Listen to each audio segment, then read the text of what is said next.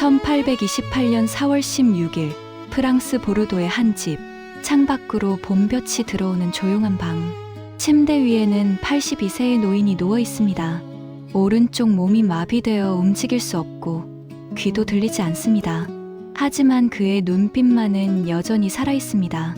곁에는 35살이나 어린 여인 레오카디아 바이스가 앉아 있습니다. 그녀의 딸 로사리오는 눈물을 흘리며 노인의 손을 잡습니다. 노인은 이 소녀에게 그림을 가르쳤고 소녀는 노인을 아버지처럼 따랐습니다. 프란시스코 호세 데 고야 이 루시엔테스, 스페인 왕실의 수석 궁정화가였던 이 사람은 왜 조국을 떠나 이 먼 이국 땅에서 죽어가고 있는 걸까요? 고야의 집 벽에는 기괴한 그림들이 가득했습니다. 자식을 잡아먹는 거인, 마녀들의 집회, 절망에 빠진 노인들. 여러분의 식탁 바로 옆에 자식을 잡아먹는 괴물이 그려져 있다면 어떠시겠습니까? 고야는 실제로 그런 집에서 살았습니다. 스스로 그 괴물을 그리고 그 앞에서 식사를 했습니다.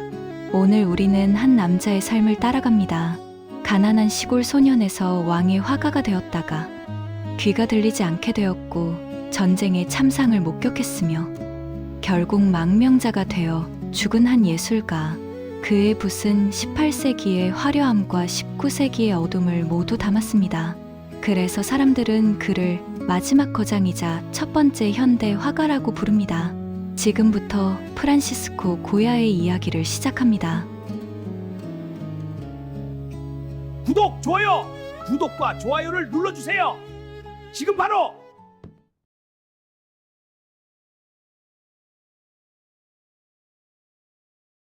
(1746년 3월 30일) 스페인 아라곤 지방의 작은 마을 푸엔데토도스. 태양은 뜨겁지만 땅은 메마릅니다. 이곳에서 한 아이가 태어납니다. 아버지 호세 베니토 데 고야는 도금업자였습니다. 금박을 입히는 일로 근근히 생계를 이어가는 가난한 집안이었죠. 6자녀 중 하나였던 프란시스코. 집안은 하층 중산층이었습니다. 1749년경 가족은 사라고사로 이사했습니다. 고야는 이곳 에스쿠엘라스 피아스 학교에 다녔고 평생의 친구 마르틴 사파테르를 만났습니다.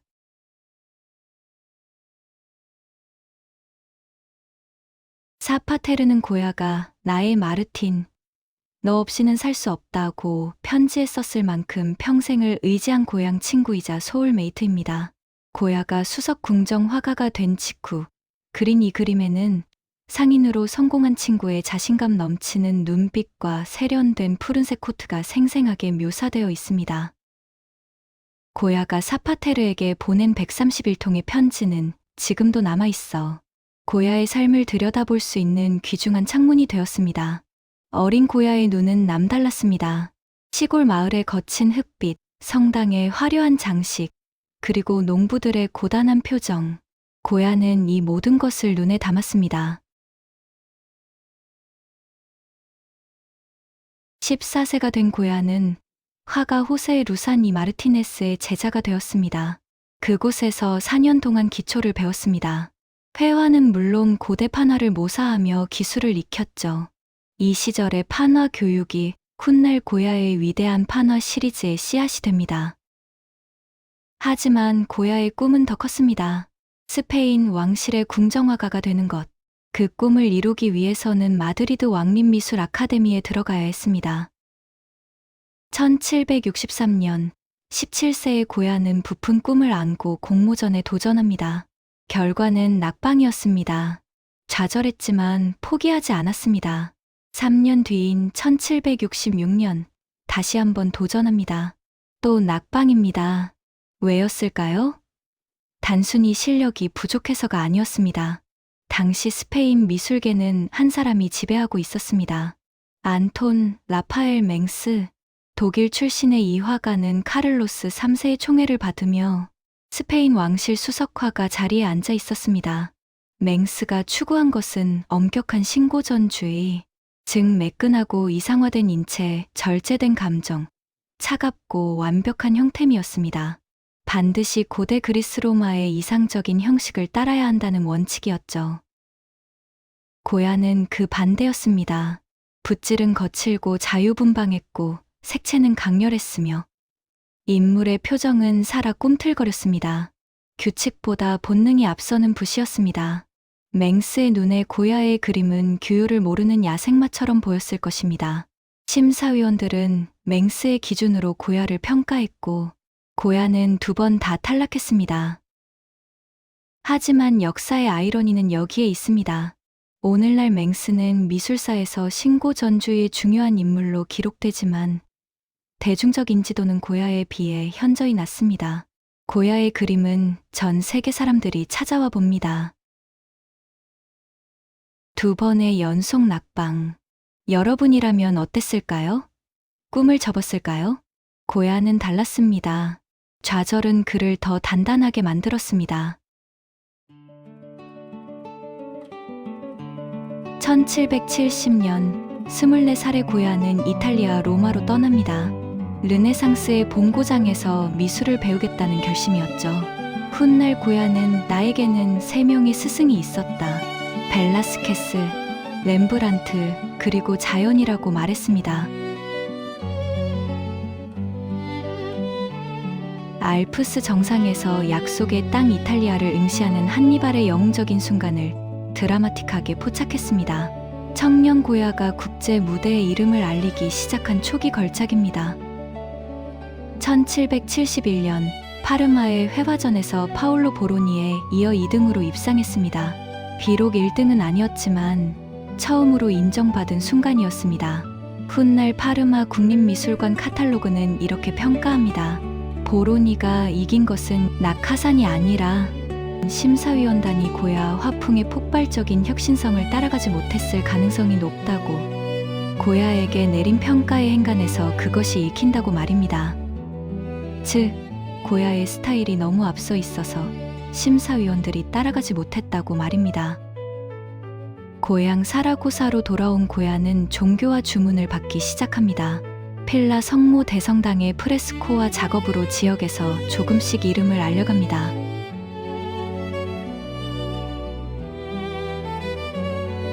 유학을 마치고 사라고사로 돌아온 고야가 필라르 대성당 천장에 그린 대규모 프레스코화입니다. 고향에서 거둔 첫 번째 위대한 성공으로 기록되어 있습니다.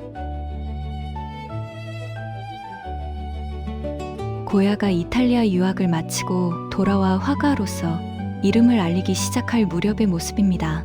반항적이고 강렬한 눈빛에서 성공을 향한 집념이 느껴집니다. 1773년 7월 25일 27살의 고야는 인생의 중요한 결정을 내립니다. 조세파 바이유와 결혼한 것입니다. 이 결혼은 단순한 사랑의 결실만이 아니었습니다. 조세파의 오빠 프란시스코 바이유는 당대 유명한 왕실 화가였습니다. 고야는 마침내 마드리드로 가는 문을 발견한 것입니다. 고야와 호세파는 여러 명의 자녀를 낳았습니다. 기록에 따라 차이가 있지만 최소 7명에서 많게는 20명 가까운 자녀를 낳은 것으로 알려져 있습니다. 하지만 모두 어린 나이에 세상을 떠났고 성인까지 살아남은 아이는 단 1명, 하비에르뿐이었습니다.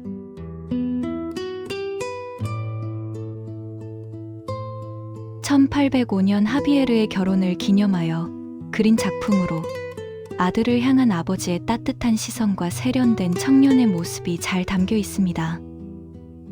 18세기 유럽의 높은 영아 사망률을 감안하더라도 이 딸은 자녀의 죽음은 고야 부부에게 인생의 큰 비극이었습니다. 40세의 중환 중년이 된 아들을 그린 검은 초크 드로잉입니다. 이 그림은 고야가 스페인을 떠나 프랑스 보르도로 망명하기 직전에 남긴 것으로 아들을 향한 깊은 애정과 작별의 아쉬움이 서려 있는 작품입니다. 수많은 자식을 먼저 보낸 고야에게 하비에르는 기적처럼 살아남은 단 하나의 핏줄이었기에 냉담하고 무능한 아들의 결함조차 사랑으로 눈감았던 거장은 죽는 순간까지 그 유일한 이름을 애타게 불렀습니다. 1775년 1월, 고야는 아내와 함께 마드리드로 이주합니다. 처남 바이유의 도움으로 왕립 타피스트리 공장에서 일자리를 얻습니다. 타피스트리 제작을 위한 밑그림 도안을 그리는 일이었죠. 이 시절 고야의 그림을 보세요. 고야가 후기에 보여준 어둡고 비극적인 화풍과는 대조적으로 이 시기에는 밝고 경쾌한 로코코 양식의 영향을 강하게 받았습니다. 화려한 색채와 우아한 인물의 배치가 특징입니다. 그림 속 여인은 당시 스페인의 유행을 선도하던 마하 계층의 복장을 하고 있습니다.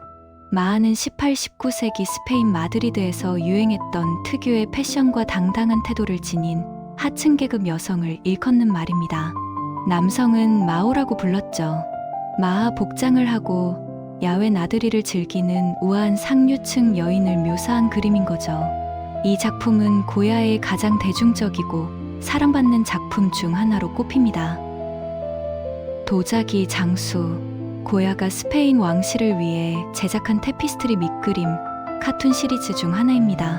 시장에서 도자기를 파는 상인과 이를 구경하는 귀족 부인들을 담았습니다. 눈먼 놀이. 고야의 로코코 스타일이 정점에 달한 작품입니다. 사람들이 원을 그리며 술래잡기 놀이를 하는 장면인데 옷감의 질감과 화사한 풍경 묘사가 압권입니다. 고야의 초기 커리어를 상징하는 가장 우아한 그림 중 하나입니다. 지핀형 던지기. 4명의 여인이 담요를 이용해 지핀형을 공중으로 던지며 즐거워하는 모습입니다. 당시 스페인 사회에서 여성들에게 휘둘리는 어수룩한 남성을 비유적으로 표현한 것입니다. 눈보라. 당시 테피스트리의 주제였던 사계절 중 겨울을 상징합니다. 단순히 풍경을 넘어 민초들의 고단한 삶과 대자연의 위압감을 사실적으로 묘사하여 단순한 장식화를 예술의 경지로 끌어올렸다는 평가를 받습니다. 결혼식. 신랑과 신부가 결혼 행렬을 이루며 다리를 건너는 장면을 그렸지만 고야 특유의 날카로운 사회 풍자가 듬뿍 담긴 작품입니다. 아름다운 신부 뒤로 신랑은 원숭이를 닮은 듯 추하고 나이 든 돈만 많은 남자로 묘사되어 있습니다. 당시 스페인 사회에 만연했던 돈을 위한 정략 결혼을 꼬집은 것입니다.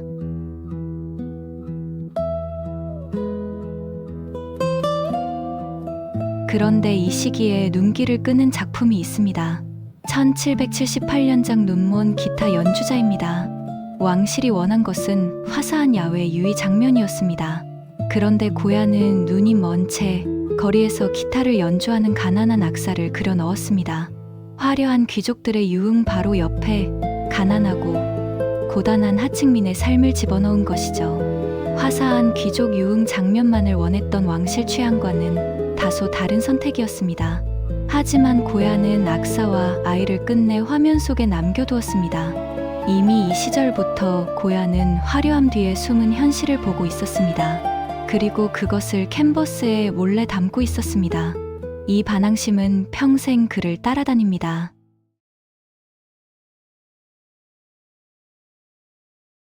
(1780년) 고야는 드디어 왕립 아카데미 회원으로 선출됩니다. 만장일치였습니다. 2번이나 떨어뜨린 그 아카데미가 이제는 그를 받아들인 것입니다. 1780년대 고야는 빠르게 출세가도를 달립니다.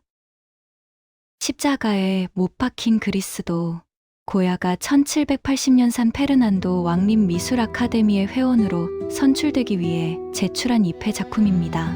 이 작품에서만큼은 아카데미의 보수적인 기준에 맞춰 벨라스케스의 화풍과 안톤 라파엘 맹스의 신고전주의적 요소를 결합해 자신의 실력을 증명했습니다. 이 작품은 아카데미 심사위원들로부터 만장일치로 호평을 받았으며 고야가 궁정 화가로서의 탄탄한 대로를 걷게 되는 결정적인 계기가 되었습니다.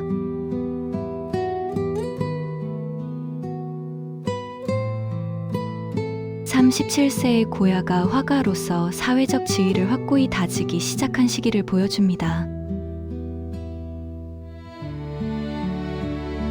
이 작품은 고야가 당시 스페인의 실권자였던 총리 플로리다 블랑카 백작의 신임을 얻기 위해 온 힘을 다해 그린 대작입니다.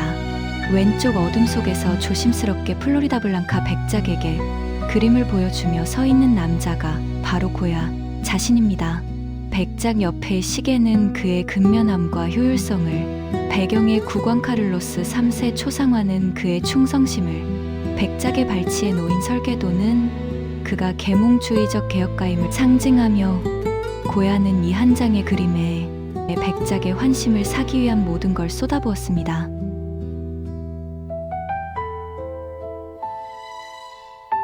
이 대작은 고야가 마드리드 제도권 화단에서 자신의 입지를 굳히기 위해 모든 열정을 쏟아부은 종교화입니다. 오른쪽 하단에 고야 자신을 그려넣었는데, 성인의 설교를 듣는 다른 인물들과 달리 고야는 유일하게 고개를 돌려 이 위대한 장면을 그린 사람이 바로 나다라는 젊은 거장의 자부심과 야심을 드러내는 작품입니다. 귀족들의 초상화 주문이 쏟아집니다. 오수나 공작 부부를 보세요. 공작의 위엄과 공작 부인의 우아함, 옷감의 질감까지 섬세하게 표현했습니다. 고야는 사람의 얼굴뿐 아니라 그 사람의 지위와 성격까지 캔버스에 담아냈습니다. 1786년 카를로스 3세는 고야를 국왕 전속 화가로 임명합니다. 1789년 카를로스 4세가 즉위하자 고야는 수석 궁정화가가 됩니다. 스페인에서 화가로서 오를 수 있는 가장 높은 자리였습니다. 가난한 도금업자의 아들이 마침내 정상에 오른 것입니다.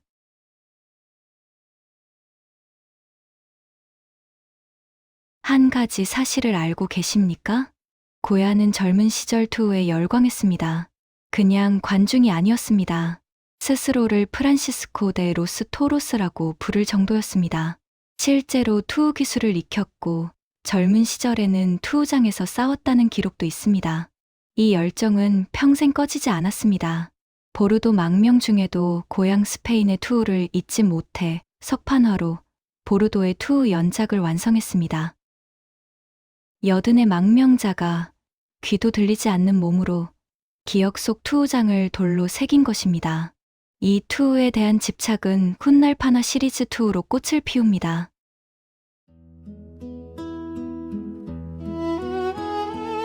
잠시 쉬어가겠습니다. 18세기 화가들이 사용하던 흰색 물감, 연백에는 납성분이 많이 들어있었습니다. 고야는 이 연백을 유독 즐겨 사용했습니다.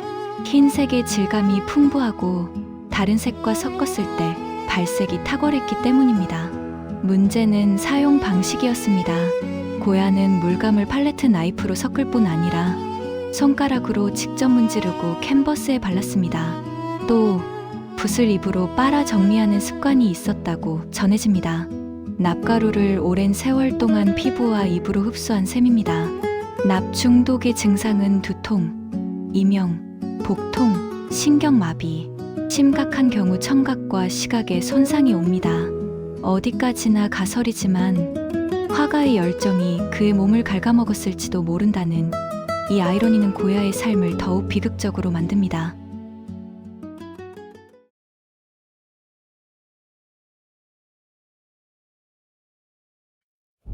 (1792년) 가을, 안달루시아를 여행하던 고야는 갑자기 쓰러집니다. 고열에 시달리고 극심한 두통과 현기증이 찾아옵니다. 귀에서는 이상한 소리가 들립니다. 시력도 흐려집니다. 균형 감각을 잃어 제대로 걷지도 못합니다. 정확한 병명은 오늘날까지도 논쟁 중입니다. 보그트 고야나기, 하라다병, 메독, 메니에르병. 하지만 가장 유력한 가설은 앞서 말씀드린 납중독입니다. 몇 달간의 투병 끝에 고야는 겨우 회복합니다. 하지만 청력은 돌아오지 않았습니다. 46세의 고야는 다시는 소리를 듣지 못하게 되었습니다. 이 시기 사파테르에게 보낸 편지에 고야는 이렇게 썼습니다. 나는 지금 너무도 나쁜 상태야. 귀도 들리지 않고 머리도 아프고 눈도 흐릿해. 화려한 궁정에서 왕이 총애를 받던 수석화가가 오직 어린 시절 친구에게만 자신의 무너짐을 털어놓은 것입니다.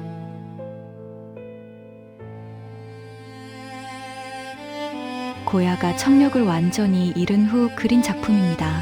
소리를 들을 수 없게 된 고야에게 사파테르는 가장 큰 위로였고, 이 그림에는 그를 향한 깊은 신뢰가 서려 있습니다. 작품 하단에는 다정한 헌사가 적혀 있습니다. 나의 친구 마르틴 사파테르에게. 고야. 1797년. 하지만 1803년 사파테르는 55세에 세상을 떠났고 평생의 단짝을 먼저 보낸 고야는 이후 점점 더 고립되고 내면적인 세계로 침잠하게 됩니다.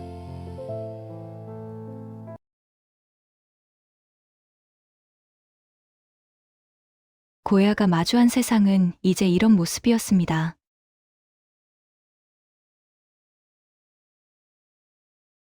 상상해 보세요. 어제까지 들리던 세상의 모든 소리가 사라진다면, 아내의 목소리, 새들의 지저귐, 거리의 왁자지껄함이 모두 침묵으로 바뀐다면, 고야는 외부 세계와 단절됩니다. 궁정의 화려한 연회에 참석해도 사람들의 대화를 들을 수 없습니다. 웃음소리도, 음악도 들리지 않습니다. 하지만 이 침묵은 고야에게 새로운 눈을 선물합니다. 소리에 방해받지 않고 고야는 더 깊이 관찰하기 시작합니다. 사람들의 표정, 몸짓, 그 안에 숨겨진 진실을, 화려한 의상 뒤에 감춰진 위선과 탐욕을. 소리가 사라진 뒤 고야의 그림은 달라지기 시작했습니다. 타피스트리의 밝은 색채는 사라졌습니다. 대신 그림자가 깊어졌고 표정이 날카로워졌습니다.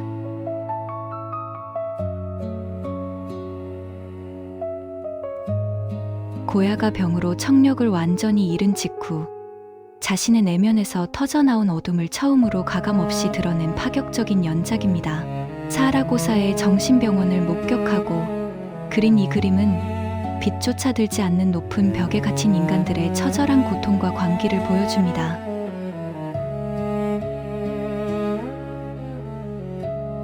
고야가 종교적 광기와 낡은 관습에 찌든 스페인의 어두운 단면, 일명 검은 스페인을 날카롭게 고발한 작품입니다. 자신의 죄를 씻기 위해 스스로 채찍질을 하며 피를 흘리는 고행자들의 행렬입니다. 고야는 이를 경건한 의식이 아니라 맹목적인 미신에 사로잡힌 인간들의 집단적 관계로 묘사했습니다.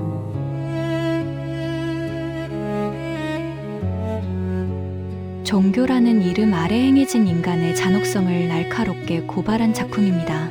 죄수들이 쓴 높은 고깔모자 코르사와 노란 옷산베니토은 대중 앞에서 겪어야 했던 참혹한 수치심과 낙인을 상징합니다.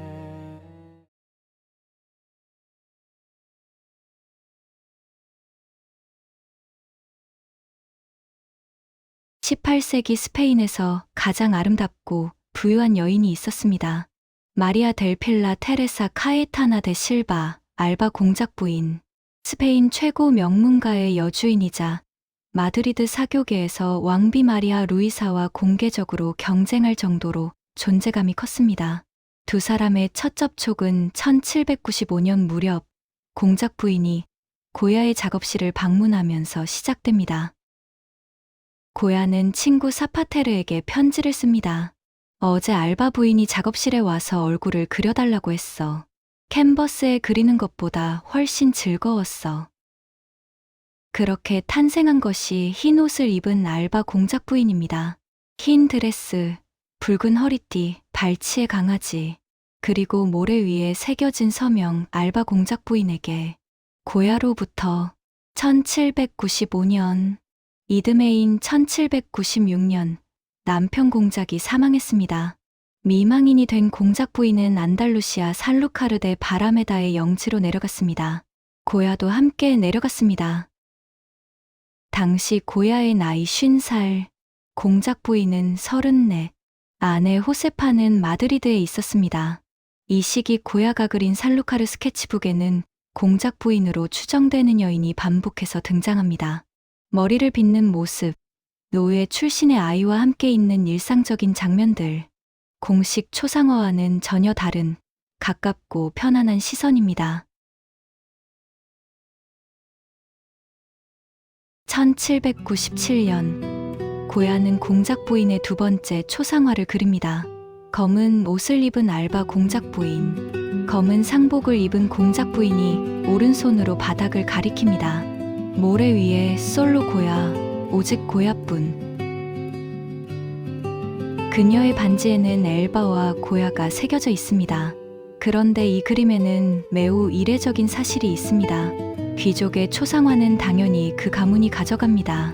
하지만 이 그림은 알바 가문의 소장 목록 어디에도 없습니다. 고야가 죽을 때까지 자신의 화실에 보관했고 사후 아들 하비에르가 물려받았습니다. 지금은 뉴욕 히스패닉 소사이어티 박물관에 있습니다. 왜 숨겼을까요? 유부남 고야에게 오직 고야뿐이라는 그림이 공개된다면 단순한 스캔들이 아니었습니다. 그리고 훗날 X선 분석 결과 더 놀라운 사실이 밝혀집니다. 사우라는 글자가 덧칠로 가려져 있었던 것입니다. 고야 본인이 겁이 나서 지웠는지 아들 하비에르가 아버지 사후 가렸는지는 알 수 없습니다. 하지만 분명한 것은 이 그림에는 누군가가 반드시 숨겨야 했던 무언가가 있었다는 사실입니다. 1802년 알바 공작 부인은 40세의 젊은 나이에 급사합니다. 공식 사인은 납 중독 또는 결핵. 하지만 당시 왕비 마리아 루이사와 사이가 좋지 않았던 터라 독살설도 꾸준히 제기되었습니다.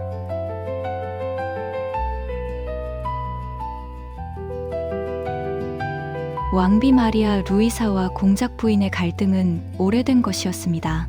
왕비는 공작 부인의 연인이었던 피냐텔리 백작을 프랑스로 추방시켰고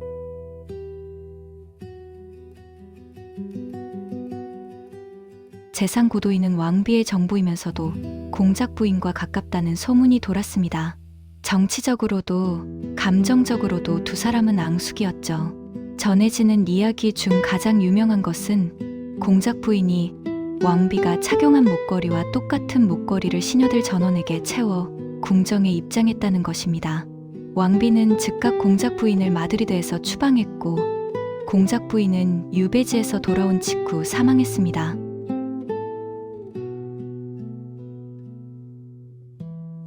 공작 부인의 사망 후 부에나비스타 궁전을 비롯한 재산과 예술 작품들이 몰수되었습니다. 이 타이밍이 독살 의혹을 키웠습니다. 갑작스런 죽음에 카를로스 4세가 직접 조사를 명령했음에도 아무것도 밝혀지지 않았습니다. 공작 부인이 죽은 뒤 고야는 그녀에 대해 단 한마디도 하지 않았습니다. 그것이 그의 슬픔이었습니다.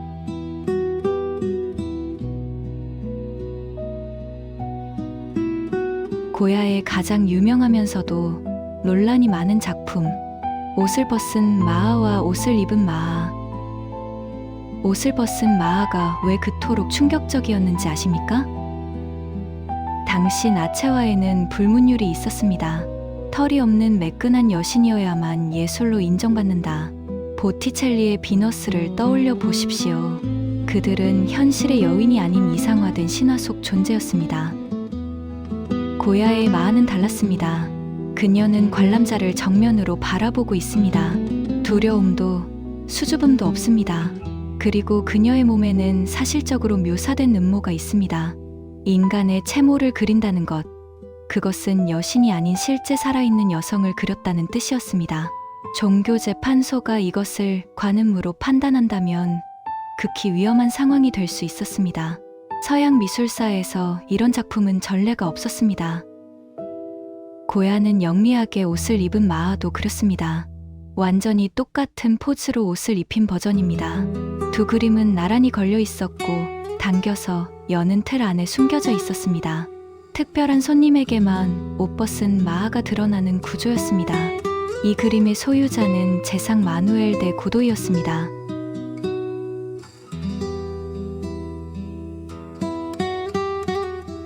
고도이가 가장 아꼈던 정부 페티파 투도, 모델이 알바 공작 부인인지 고도이의 정부였던 페피타 투도인지는 여전히 밝혀지지 않았습니다.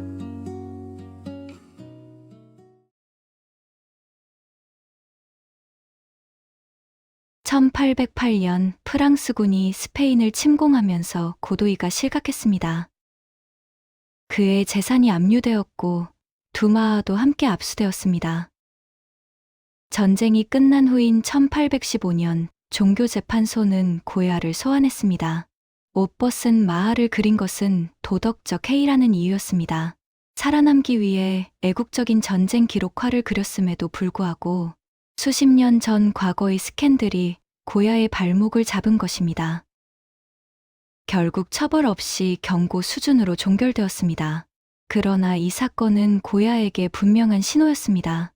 과거의 그림 한 장이 노년에도 언제든 자신을 위협할 수 있다는.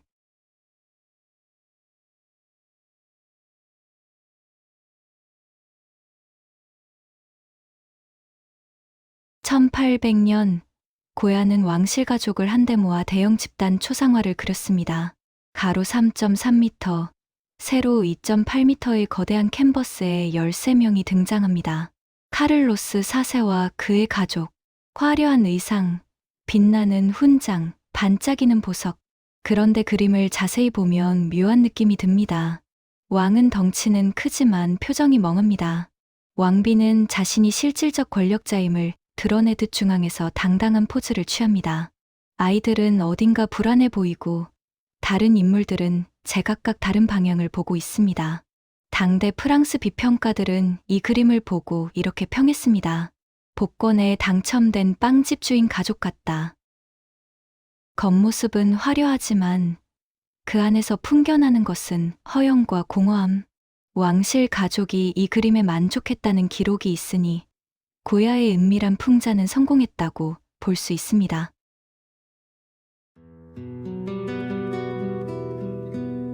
고야의 초상화 중 가장 우아하면서도 서글픈 영혼이 담긴 작품. 그녀는 당시 스페인의 실권자였던 마누엘 데 고도이와 정략 결혼을 했지만 남편의 외도로 매우 불행한 삶을 살고 있었습니다.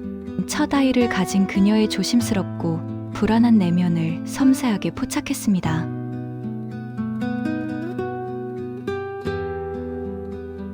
고야가 그린 여인 초상화 중 가장 뮤즈다운 관능미와 지성미가 공존하는 작품으로 신고전주의의 우아함과 고야, 특유의 낭만적 감성이 완벽하게 조화를 이룬 걸작입니다. 그녀는 고야의 최대 후원자였던 모스나 공작 부부의 딸입니다. 1983년 이 그림 소장자가 스페인 허가 없이 몰래 국외로 빼돌려 런던 소더비 경매에 나오면서 발칵 뒤집힌 스페인 정부가 즉각 판매 중단 소송을 걸어 경매 직전에 당시의 거액인 600만 달러를 들여 그림을 다시 사들였습니다. 나라가 지켜낸 보물이라는 타이틀을 달고 현재 프라도 미술관의 핵심 소장품으로 전시 중입니다.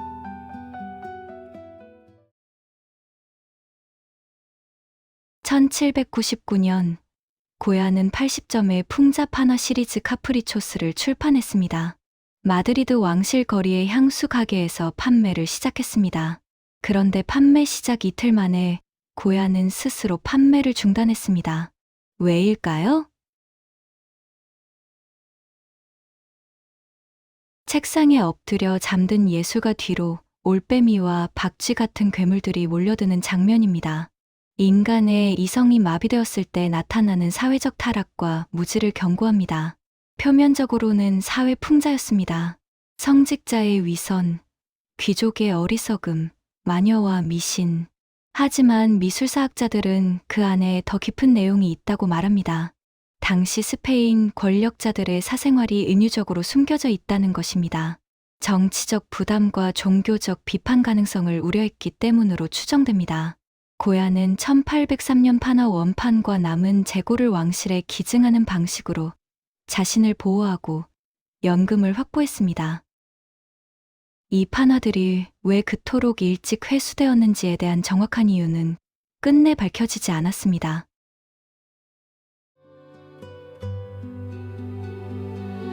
고야의 작품 중 가장 웅장하면서도 공포스러운 상상력이 극대화된 거인입니다.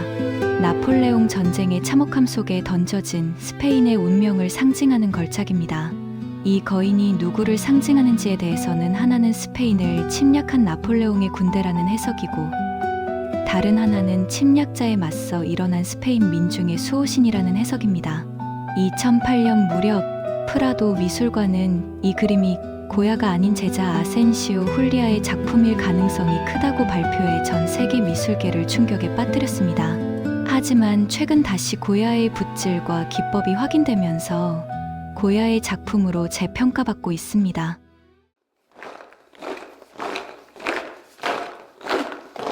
1808년 5월 프랑스군이 마드리드에 입성했습니다. 나폴레옹의 형 조세프 보나파르트가 스페인 왕으로 앉혔습니다. 고야의 입장은 복잡했습니다.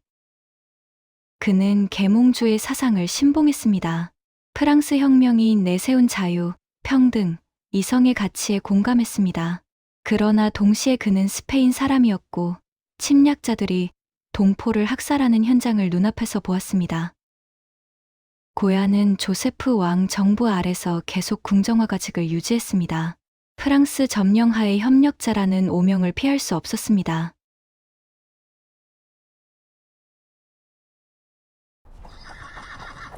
(1812년) 영국의 웰링턴 장군이 마드리드에 입성하며 프랑스군을 몰아냈습니다. 고야는 웰링턴의 초상화를 그리게 되었습니다.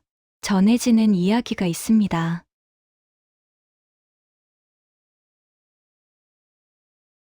고야가 작업 중에 무례하게 굴었고 웰링턴이 분노했다는 것입니다. 하지만 이 이야기는 19세기 중반 이후 전기 작가들 사이에서 퍼진 일화로 무뚝뚝한 고야와 오만한 웰링턴이라는 두 성격이 빚어낸 후대의 각색일 가능성이 높습니다.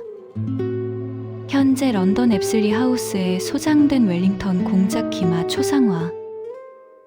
이 초상화에는 전설이 아닌 과학이 밝혀낸 진짜 비밀이 숨겨져 있습니다. 1960년대 초 연구자들이 이 그림의 X선 분석을 실시했습니다. 그 결과 웰링턴의 머리 아래에 전혀 다른 인물의 얼굴과 복장이 그대로 남아있음이 드러났습니다. 원래는 프랑스 측 인물, 나폴레옹의 형이자 당시 스페인 국왕이었던 조제프 보나파르트 혹은 프랑스군 장군을 위해 그려진 몸체였습니다. 고야는 전황이 급변하자 기존에 완성된 프랑스인의 몸 위에 웰링턴의 얼굴만 빠르게 덧그렸던 것입니다. 고야가 웰링턴을 무시했기 때문이 아닙니다. 권력이 너무 빠르게 바뀌었기 때문입니다. 어제의 왕이 오늘의 적이 되고 어제의 적이 오늘의 해방자가 되는 시대. 화가는 그 급박한 교체를 붓으로 감당해야 했습니다. 웰링턴의 당당한 모습 아래 그가 몰아낸 적군의 형상이 고스란히 숨겨진 채로 이 그림은 지금도 런던에 걸려 있습니다. 1814년 전쟁이 끝나고 페르난도 7세가 돌아왔습니다. 고야는 스스로 왕에게 청혼했습니다. 전쟁의 참상을 기록하겠다고.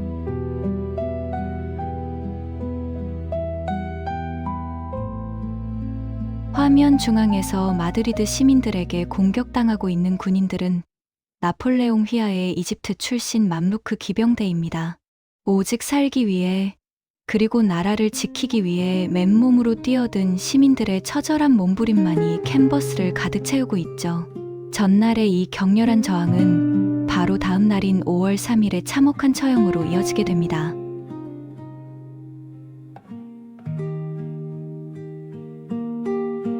새벽, 마드리드 프린시페 피오 언덕, 프랑스군의 총살 집행이 진행되고 있습니다. 화면 중앙에 놓인 커다란 등불이 처형당하기 직전의 희생자들을 강렬하게 비추고 있습니다. 반면 총을 든 군인들은 어둠 속에 가려져 마치 감정 없는 살인 기계처럼 묘사되었습니다. 반면 처형당하는 스페인인들의 얼굴은 하나하나 선명합니다. 공포에 떠는 자, 두 눈을 감은 자, 이미 쓰러진 자, 그리고 중앙에서 두 팔을 벌린 남자, 흰 셔츠, 노란 바지. 그는 두려움을 넘어선 표정으로 총구를 향해 서 있습니다. 죽음 앞에서 양팔을 벌린 남자의 모습은 마치 십자가에 못 박힌 그리스도를 연상시킵니다. 그의 손바닥을 자세히 보면 성은 같은 상처가 보입니다. 고야는 그를 평범한 시민이자 동시에 거룩한 순교자로 표현했습니다. 고야가 목격한 전쟁의 참혹함과 나폴레옹 군대의 잔인함이 이 한 점의 그림에 모두 응축되어 있습니다. 마네, 피카소, 수많은 후대 예술가들이 이 그림에서 영감을 받았습니다. 서양 미술사에서 전쟁의 참상을 가장 정직하게 그린 그림 중 하나로 꼽힙니다.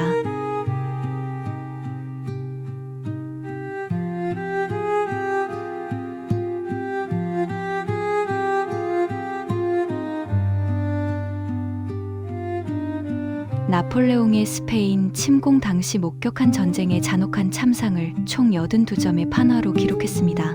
내용이 너무나 충격적이고 정치적으로 예민했기에 고야가 죽은 지 35년이 지난 1863년에야 세상에 공개되었습니다.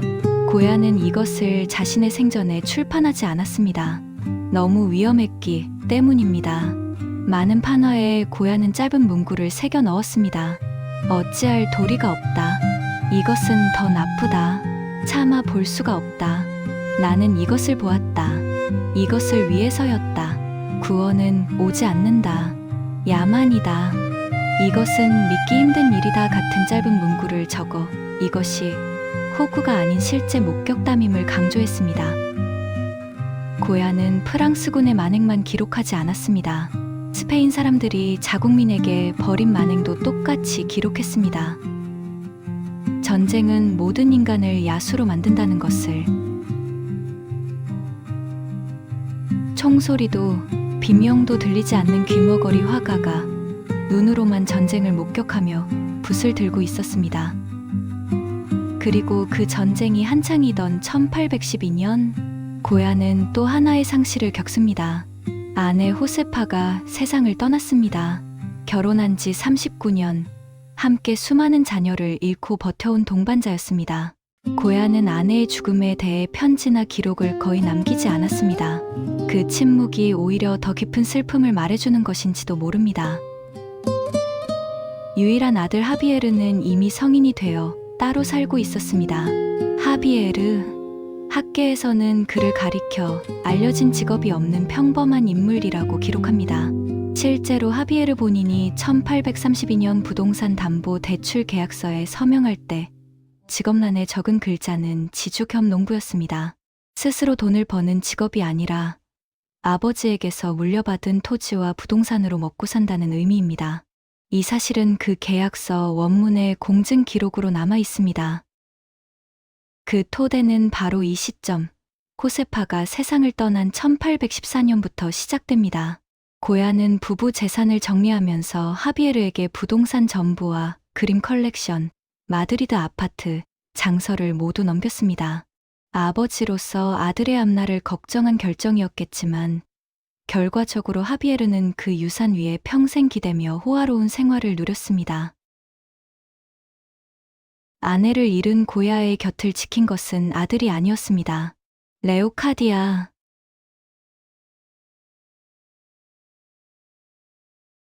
비록 법적인 지위는 없었지만 고야가 타국에서 눈을 감는 마지막 순간까지 그의 고독을 지킨 유일한 동반자는 레오카디아였습니다. 1805년 아들 결혼식에서 처음 만난 두 사람은 며느리의 사촌이라는 먼 사돈 관계였습니다. 남편과 별거 중이던 레오카디아는 1817년 두 아이를 데리고 70대 노아가 고야의 집에 가사도우미로 들어옵니다.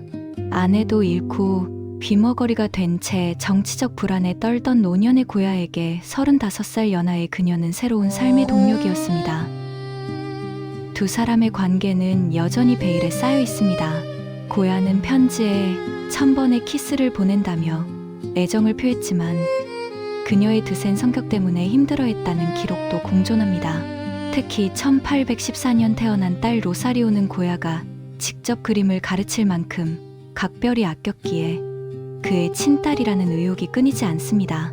1819년 기괴한 검은 그림들이 벽면을 채우던 귀머거리의 집에서 가족처럼 살았습니다.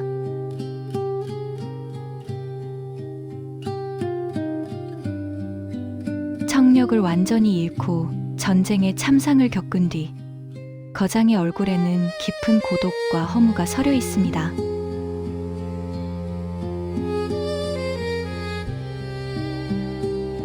화려한 드레스와 보석을 걸쳤지만 죽음의 문턱에 선 노파들의 일그러진 얼굴이 적나라합니다. 노파들 뒤에서 빗자루를 든 시간의 신 크로노스가 금방이라도 그들을 쓸어버릴 듯 위협적으로 서 있습니다. 노파가 들고 있는 거울 뒷면에는 무엇 때문인가라는 냉소적인 질문이 적혀 있습니다. 당시 스페인 귀족 사회에 더섭는 허영과 부패를 그리고 있습니다.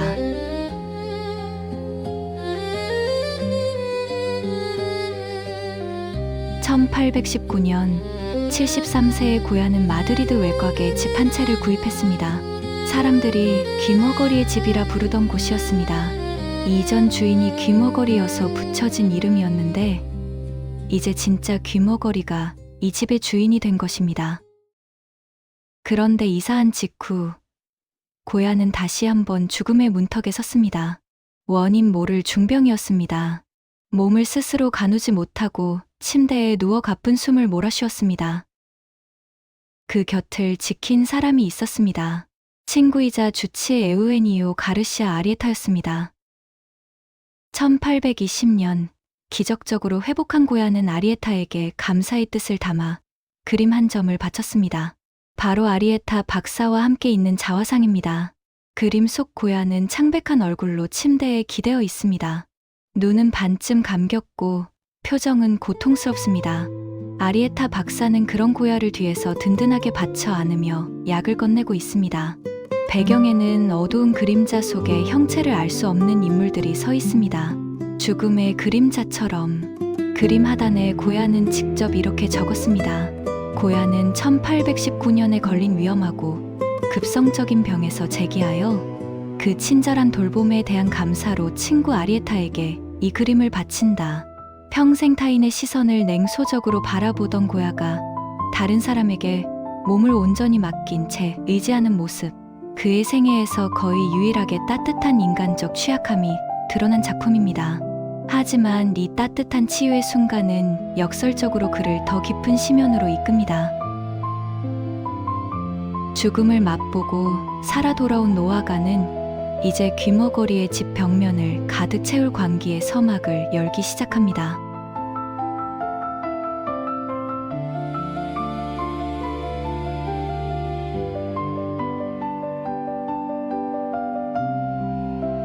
(1819년부터 1823년) 사이 고야는 귀머거리의 집 1층과 2층의 벽 전체에 그림을 그렸습니다. 총 14점. 훗날 검은 그림이라 불리게 된 이 작품들은 애초에 판매나 전시 목적이 아니었습니다. 고야 혼자 보려고 그린 그림들이었습니다. 그리고 그 방법도 달랐습니다. 세밀한 붓 대신 숟가락, 손가락, 때로는 걸레를 사용해 벽에 물감을 문질러 발랐습니다. 소리도 들리지 않는 어둠 속에서 노인은 벽을 거칠게 긁어대며 자신의 내면을 토해냈습니다. 이것은 일반적인 회화 작업이 아니었습니다. 내면의 무언가를 긁어내는 행위에 가까웠습니다. 아들을 잡아먹는 사투르누스. 1층 식당 정면 벽에 그려진 작품입니다. 여러분의 식탁 바로 옆 벽에 자식을 잡아먹는 괴물 그림이 그려져 있다면 어떠시겠습니까? 고야는 매일 그 앞에서 밥을 먹었습니다.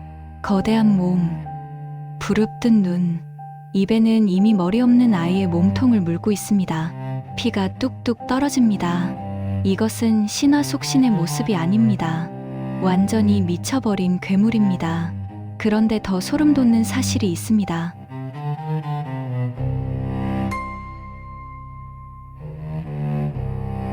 이 그림 바로 옆에는 유디트와 홀로페르네스가 걸려 있었습니다.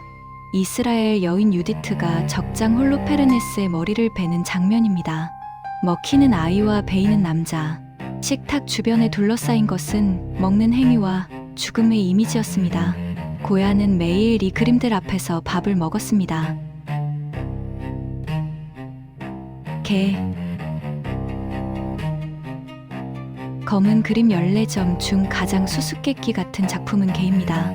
화면 하단에 겨우 머리만 내민 작은 개 한 마리가 어딘가 위를 간절히 올려다보고 있습니다. 화면의 약 90%가 텅 빈 공간으로 채워져 있습니다. 1819년에 그려졌음에도 불구하고 20세기 추상화나 실존주의 예술을 예견했다는 평을 받습니다. 불필요한 모든 것을 걷어내고 응시하는 눈과 막막한 공간만 남겼기 때문입니다. 그 아래 작은 개의 머리 하나만 보입니다. 개는 위를 올려다보고 있습니다. 무언가를 바라보는 것 같습니다. 하지만 그 무언가는 화면 밖에 있습니다. 우리는 볼 수 없습니다. 개가 모래늪에 빠져 죽어가는 것인지 아니면 무언가 희망을 기다리는 것인지에 대해서는 여전히 수많은 해석이 엇갈리며 고야의 가장 신비로운 작품 중 하나로 꼽힙니다.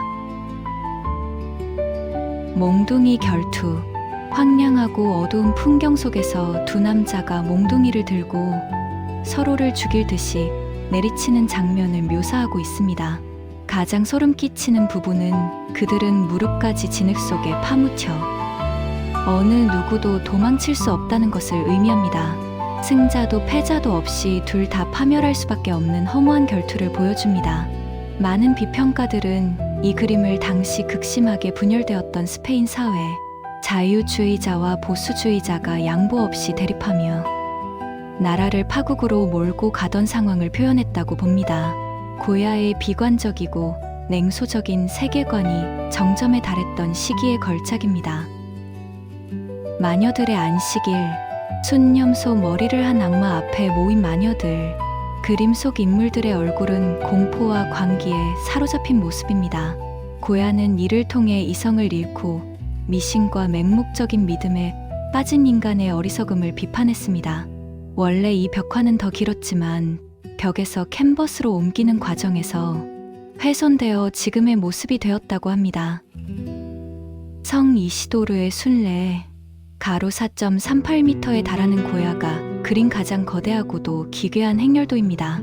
마드리드의 수호성인인 성 이시도르를 기리는 축제날, 사람들은 보통 즐겁게 소풍을 가고 노래를 부르지만 이 작품은 종교적인 경건함이나 축제의 기쁨을 묘사하는 대신 집단 최면에 걸린 듯한 군중의 맹목적인 광기를 드러냅니다. 오른쪽 끝을 보면 조용히 군중을 바라보거나 다른 곳을 응시하는 인물이 보이는데, 학자들은 이를 고야 자신의 투영 혹은 이 광기에서 소외된 이성적인 인간의 모습으로 해석하기도 합니다. 이 그림들은 고야가 죽고 수십 년이 지나서야 세상에 알려집니다. 1873년 귀머거리의 집을 매입한 프랑스 은행가 에밀 드 에를랑게르 남작이 벽화 보존을 위해 캔버스 이전을 지시했습니다. 실제 작업은 프라도 미술관의 수석 복원가 살바도르 마르티네스 쿠벨스가 맡았습니다. 벽지층을 조심스럽게 떼어내 캔버스에 다시 부착하는 방식으로 몇 년에 걸쳐 신중하게 진행되었습니다. 1878년 파리 만국박람회에 이 작품들을 출품했고 1881년 연작 전체를 스페인 국가에 기증했습니다. 현재 프라도 미술관에 소장되어 있습니다. 이제 전 세계 사람들이 고야의 악몽을 볼 수 있게 되었습니다.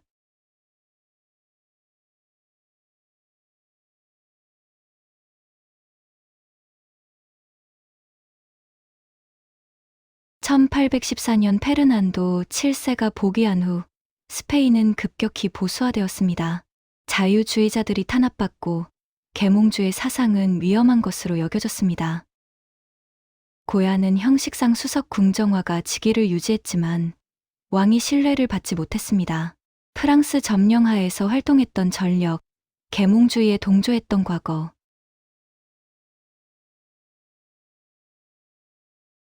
페르난도 7세의 초상화.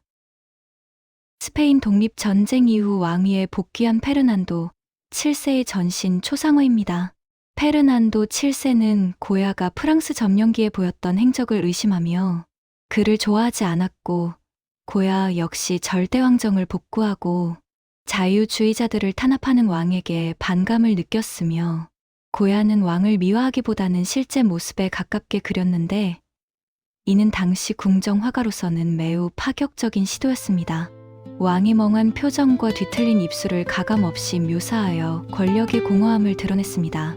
폭정을 일삼던 왕을 혐오했던 고야가 궁정 화가로서 의무는 다하되 세밀한 사실주의를 통해 왕의 어리석음과 탐욕을 전 세계에 박제해버린 조용한 복수극입니다. 고야는 권력의 주변부로 밀려났습니다. 설상가상으로 고야의 유일하게 성인까지 생존한 아들 하비에르와의 관계도 복잡했습니다. 고야 부부는 스라에 여러 자녀를 뒀지만 대부분 어린 나이에 세상을 떠났고 하비에르만 살아남았습니다. 아버지의 유산과 재산 문제를 둘러싼 갈등이 있었다고 전해집니다.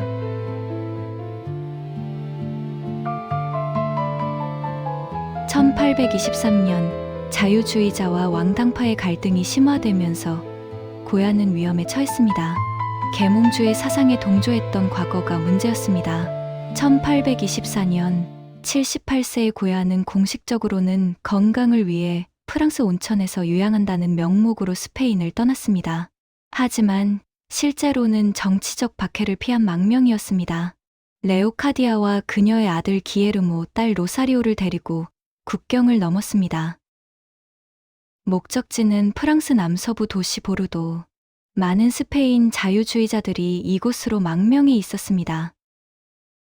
보르도에서 고야는 더 이상 왕실의 눈치를 볼 필요가 없었습니다. 종교 재판소를 두려워할 필요도 없었습니다.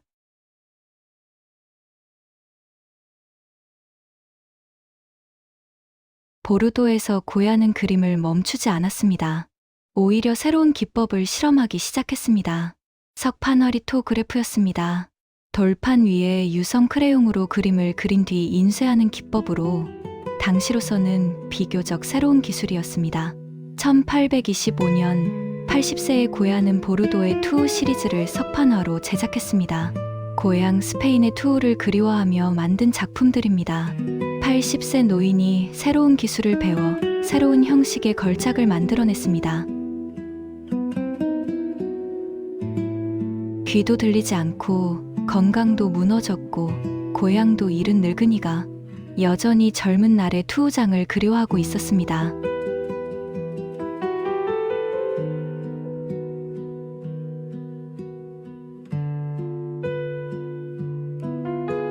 당시 고야는 보르도 망명 중 잠시 마드리드에 들렀고 국왕 페르난도 7세의 명령으로 이 초상이 그려졌습니다. 고야의 뒤를 이어 수석 궁정 화가가 된 비센테 로페스가 전임자이자 스승격인 고야를 그린 그림입니다.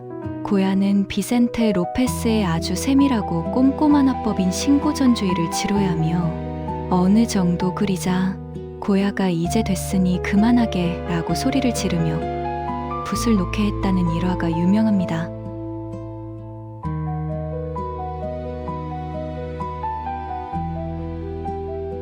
검은 그림을 그린 지 6년 후 사투르누스와 마녀와 전쟁의 공포를 그린 후 고야는 전혀 다른 그림을 그립니다. 보르도의 우유 파는 여인. 검은 그림 연작에서 보여주었던 거칠고 기괴한 필치는 온데간데 없고 화면 전체에 따뜻하고 몽환적인 분위기가 가득합니다. 고야는 인생의 마지막 순간 다시 빛을 보았습니다. 고야는 형태를 명확하게 그리기보다 빛과 색채의 덩어리로 인물을 표현했는데 고야가 죽은 지 30년 후에야 탄생할 인상주의를 이미 예고하고 있는 것입니다. 80대 노인이 귀가 들리지 않고 눈도 침침하고 손도 떨리는 노인이 이런 아름다운 그림을 그렸다는 것. 이것이 고야의 마지막 기적입니다.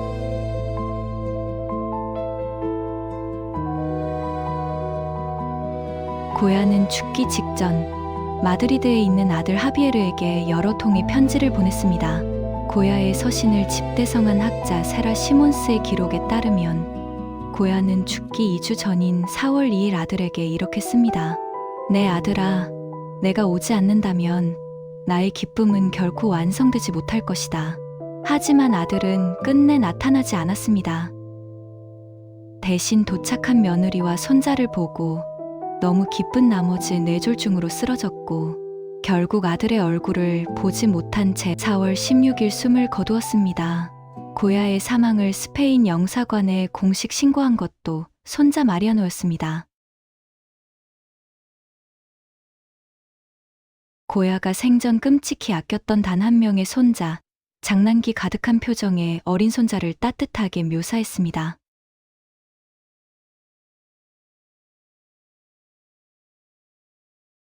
전쟁의 참혹함을 그리던 시기였음에도 손자를 바라보는 시선만큼은 한없이 부드럽고 따뜻합니다.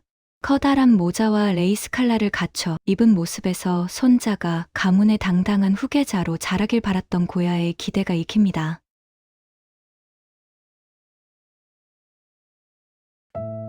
고야가 죽기 1년 전 81세 노아가가 사랑하는 손자에게 남긴 마지막 선물입니다. 붓 대신 손가락으로 물감을 직접 문지른 고야의 지문이 곳곳에 남아 있습니다. 손자를 향한 할아버지의 애틋한 촉감이 느껴지는 대목입니다. 캔버스 뒷면에는 고야가 직접 물감으로 남긴 문구가 있습니다. Goya a su nieto en 1827 a los 81 de su edad. 81세의 고야가 1827년에 그의 손자에게라고 쓰여 있습니다. 하지만 마리아노는 광산업과 주식 투기로 재산을 탕진했고 결국 할아버지의 막대한 재산을 다 날리고 할아버지의 작품들을 닥치는 대로 팔아버려 고야 컬렉션이 세계 각지로 흩어지게 되었습니다. 마리아노는 귀족 자기까지 돈을 주고 사려 했지만 사기를 당했고 그럼에도 죽을 때까지 스스로 후작을 자처하며 말년에는 마드리드 외곽 소도시들을 전전하며 궁핍하게 살다 1874년 사망했습니다. 고야의 장례는 4월 17일 보르도 노트르담 성당에서 치러졌습니다. 아들 하비에르가 보르도에 나타난 것은 장례 절차가 모두 끝난 뒤였습니다. 20세기 가장 영향력 있는 미술 비평가 중 한 명인 미술사학자 로버트 휴즈는 하비에르가 도착하자마자 슬픔을 표하기보다 보르도에 남겨진 고야의 자산, 현금, 미완성 작품 등을 서둘러 정리하기 시작했다고 비판적으로 기술합니다. 휴즈는 1999년 큰 교통사고를 당해 사경을 헤매다 깨어난 뒤 고야가 겪었던 육체적 고통과 말년의 광기를 깊이 공감하며 이 책을 집필했다고 알려져 있습니다. 스페인의 권위 있는 고야 연구가인 발레리아노 부살은 하비에르가 아버지가 사망한 지 며칠이 지나서야 도착했으며 도착 직후 그가 행한 최우선 작업은 보르도에 체류하던 레오카디아와의 금전적 관계를 청산하고 아버지가 남긴 수표와 자산을 확보하는 일이었다고 서술하고 있습니다. 사실 이런 모습은 이미 예견된 것이었습니다. 1823년 고야는 보르도로 떠나기 직전 자신이 사들인 별장 퀸타 델 소르도 귀머거리의 집을 공증 문서를 통해 손자 마리아노에게 직접 증여했습니다. 하비에르가 이 별장을 얻은 것은 고야가 세상을 떠난 후인 1830년 아들 마리아노로부터 다시 증여를 받고 나서였습니다. 한 세대를 우회한 이 증여는 고야가 아들에 대해 품었던 거리감을 가장 명확하게 보여주는 기록입니다. 이후 고야가 안치된 곳은 보르도의 샤르트레즈 묘지였습니다. 하지만 그곳은 고야의 묘가 아니었습니다. 3년 전 먼저 세상을 떠난 사돈 여느리의 아버지 마르틴 고이코에체아의 가족 묘였습니다. 타국에서 홀로 죽은 망명인 신세의 이방인이 들어갈 수 있는 자리가 사돈의 묘뿐이었던 것입니다. 그로부터 71년 후인 1899년 스페인 정부가 유해 송환을 결정했습니다. 그런데 막상 묘를 열어보니 고야와 사돈의 유골이 뒤섞여 구분할 수 없게 된 것입니다. 그리고 더 충격적인 사실이 있었습니다. 관 속에 머리뼈가 없었습니다. 당시는 골상학이 유행하던 시대였습니다. 두개골의 형태를 보면 그 사람의 천재성이나 성격을 알 수 있다는 이론이었습니다. 천재의 뇌 구조를 알고 싶었던 누군가가 미리 빼돌렸다는 것이 지배적인 가설입니다. 스페인 영사관이 마드리드에 이 사실을 전보로 알리자 돌아온 답시는 단 한 줄이었습니다. 머리가 있든 없든 고야를 보내라. 결국 고야와 고이코에체아의 유골은 머리뼈 없이 하나의 관에 함께 실려 스페인으로 돌아왔습니다. 그렇다면 두개골은 누가 가져간 것일까요? 가설이 여럿 있지만 현재 가장 유력하게 거론되는 인물 중 하나는 스페인 화가 디오니시오 피에로스입니다.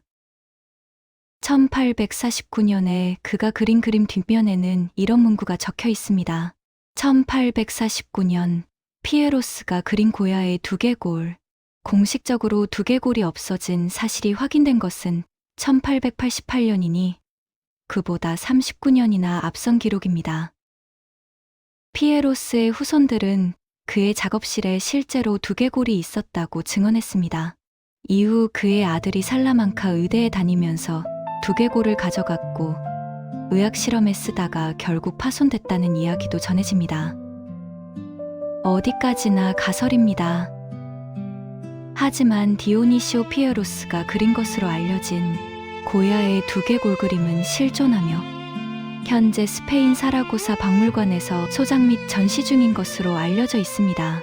하지만 박물관 측은 그림 뒷면에 고야의 두개골 문구는 작성 시점이 불명확하고 누군가가 나중에 작품 가치를 높이려고 덧붙였을 가능성이 있다고 박물관 공식 홈페이지에 명시하고 있습니다. 진실은 오늘날까지 밝혀지지 않고 있습니다. 유골은 현재 마드리드 산안토니오 데 라플로리다 성당에 안치되어 있습니다. 고야가 직접 천장 프레스코화를 그린 바로 그 성당입니다. 자신의 그림 아래 영면하고 있는 것입니다. 두개골은 여전히 행방불명인 채로 고야의 마지막 유언장에 레오카디아의 이름은 없었습니다. 모든 재산은 아들 하비에르에게 돌아갔습니다. 하비에르 부인의 사촌으로 엄연한 인척 관계였지만 하비에르가 그녀에게 건넨 건 고작 1000프랑과 가구 몇 점이 전부였습니다. 10여 년간 검은 그림의 집을 지키고 보르도 망명길까지 동행한 헌신의 대가는 이토록 냉혹했습니다. 순식간에 급빈층으로 전락한 레오카디아는 고야가 절대 팔지 말라던 유작들을 처분하며 연명했습니다. 프랑스 정부의 연금마저 끊기자 생계는 막막해졌고 유일한 희망이었던 딸 로사리오가 마드리드에서 궁정 드로잉 교사로 일하며 겨우 생계를 이어갔지만 로사리오는 1843년 28의 나이로 요절했습니다. 결국 1856년 레오카디아는 이름 없는 공동묘지에 묻히며 쓸쓸한 생을 마감했습니다.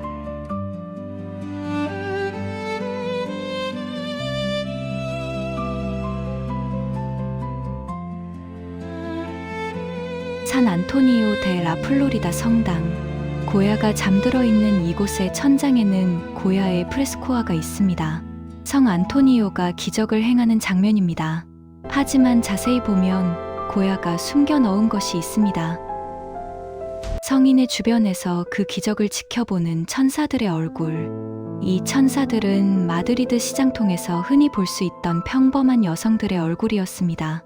가장 성스러운 장소에 가장 세속적인 얼굴들을 그려 넣은 것입니다.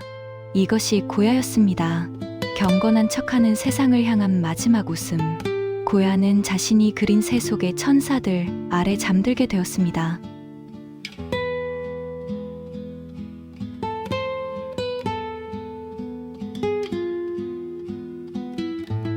에두아르 마네는 고야를 숭배했습니다.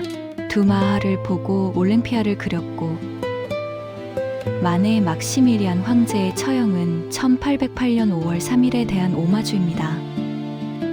파블로 피카소의 게르니카는 전쟁의 참상을 그린다는 점에서 전쟁의 참화의 계승자입니다. 프란시스 베이컨의 일그러진 인물상들은 검은 그림들을 떠올리게 합니다. 고야는 판화도 혁신했습니다.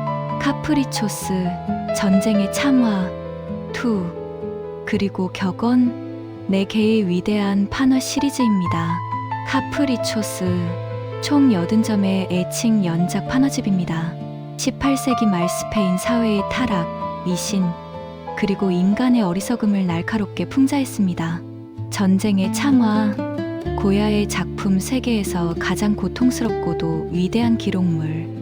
전쟁은 그저 지옥일 뿐. 나폴레옹 군대의 잔혹함과 그에 맞선 스페인 민중의 비극을 총 82점의 판화에 담았습니다. 투. 스페인의 전통적인 투 역사를 33점의 애칭 판화로 담아낸 시리즈입니다. 단순히 화려한 구경거리로서의 투가 아니라 삶과 죽음이 교차하는 잔혹한 드라마로 투를 바라본 고야의 독특한 시각이 담겨 있습니다. 특히 격언은 고야의 마지막 판화 시리즈로 검은 그림들과 마찬가지로 악몽 같은 이미지들로 가득합니다. 약 22점으로 구성된 이 연작은 고야의 작품 중 가장 수수께끼 같은 시리즈로 꼽힙니다. 기괴한 거인, 날아다니는 인간, 알아볼 수 없는 형체들이 등장하며 인간 존재의 부조리와 악몽 같은 무의식의 세계를 탐구합니다. 고야 생전에는 출판되지 않았고 사후에야 세상에 알려졌습니다. 논리적인 서사를 거부하고 기괴한 상상력으로 가득 찬 이 연작은 훗날 초현실주의 예술가들에게 거대한 영감을 주었습니다.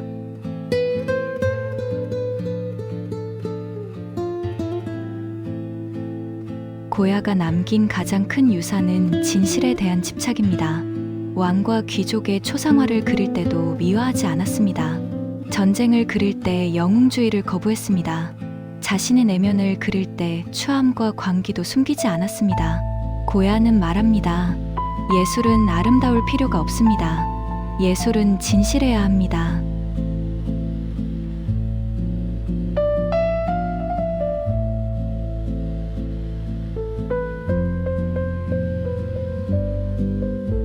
고야가 보르도에서 망명 생활을 하던 80세 무렵, 그는 작은 종이 위에 한 노인의 모습을 그렸습니다. 구분 등에 긴 수염을 늘어뜨리고 양손에는 지팡이를 짚은 채 힘겹게 한 걸음을 내딛는 노인의 모습. 그 그림에 고야는 짧은 문장 하나를 남겼습니다. 아운 아프렌도, 나는 아직도 배운다. 왕의 화가로서 누렸던 명예도, 전쟁이 남긴 끔찍한 트라우마도, 침묵의 집에서 마주했던 지독한 광기까지도 고야에게 삶은 그 자체로 거대한 배움의 과정이었습니다. 육체는 무너지고 감각은 다쳤지만 예술을 향한 그의 탐구심만큼은 마지막 순간까지 멈추지 않았습니다. 1746년 스페인 시골 마을의 가난한 집에서 태어난 소년. 그는 왕의 화가가 되었고 귀머거리가 되었고 전쟁을 목격했고 망명자가 되었습니다. 그리고 머리뼈 없이 자신이 그린 천장화 아래 잠들었습니다. 마하는 결국 누구였을까요? 검은 그림들은 광기인가 천재성인가? 카프리초스는 이틀 만에 왜 회수되었을까요? 우리는 아직도 대답하지 못합니다. 그리고 그것이 좋습니다. 고야의 예술은 쉬운 해답을 주지 않습니다. 계속 질문하게 만듭니다. 귀도 들리지 않고 고향도 잃은 채 그는 보르도의 작은 방에서 끝내 붓을 놓지 않았습니다. 스스로를 투의 프란시스코라 불렀던 그 사람은 마지막 순간까지 삶이라는 황소 앞에 서 있었습니다. 어둠 속에서 빛을 찾으려 했던 그의 집념은 오늘날 우리에게 묻습니다. 당신은 지금 무엇을 보고 있으며 그 안에서 어떤 진실을 배우고 있느냐고 말이죠. 프란시스코 호세 데 고야 이 루시엔테스